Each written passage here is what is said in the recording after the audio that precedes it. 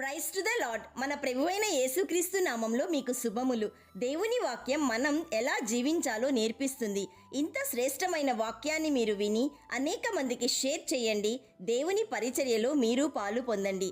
ఈరోజు దేవుని వాక్యాన్ని చదువుకుందాం. లూకా సువార్త 17వ అధ్యాయము 26వ వచనము. నోవాహు దినములలో జరిగినట్టు మనుష్య కుమారుని దినములలో జరుగును. Luke chapter 17 verse 26.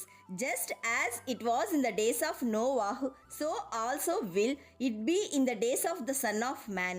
ప్రియ సహోదరి సహోదరుడా, నోవాహు మరియు జలప్రలయం మరొక్కసారి మనలను హెచ్చరిస్తుంది. జలప్రలయం గూర్చి నోవాహు అనేక సంవత్సరములు ప్రజలకు తెలియచేసిన వారు ఇష్టానుసారంగా బ్రతుకుతూ వారి మార్గాలను చెరిపివేసుకుంటూ సృష్టికర్తైన దేవుని గూర్చి ఆలోచన చేయక జీవించారు. నోవాహు జలప్రలయం గూర్చి చేసిన హెచ్చరికలను పెడచెవిన పెట్టారు. అనుకునని గడియలో భయంకరమైన జలప్రలయం అందరినీ నాశనం చేసింది. ప్రియ విశ్వాసి, యేసుక్రీస్తు ప్రభువు ఈ లోకంలో ఉన్నప్పుడు నిత్య జీవ రాజ్యానికి సంబంధించిన విషయాలెన్నో స్పష్టంగా తెలియచేశారు.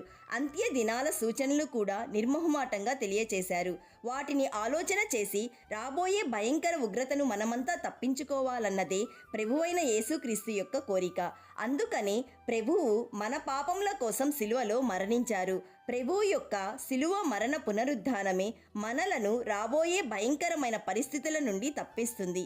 కాబట్టి దేవుని వాక్యమును విని మారుమనస్సు పొందండి. దేవుని వాక్యమును విని బాప్తిజమము తీసుకోండి. దేవుని వాక్యమును విని వాక్యానుసారమైన జీవితమును అంటే ప్రభువుకు ఇష్టమైన జీవితమును జీవించండి. దేవుని వాక్యమును విని ప్రభువుకు లోబడండి. My dear friend, we will find favor and good success in the sight of God when we are in the word of God.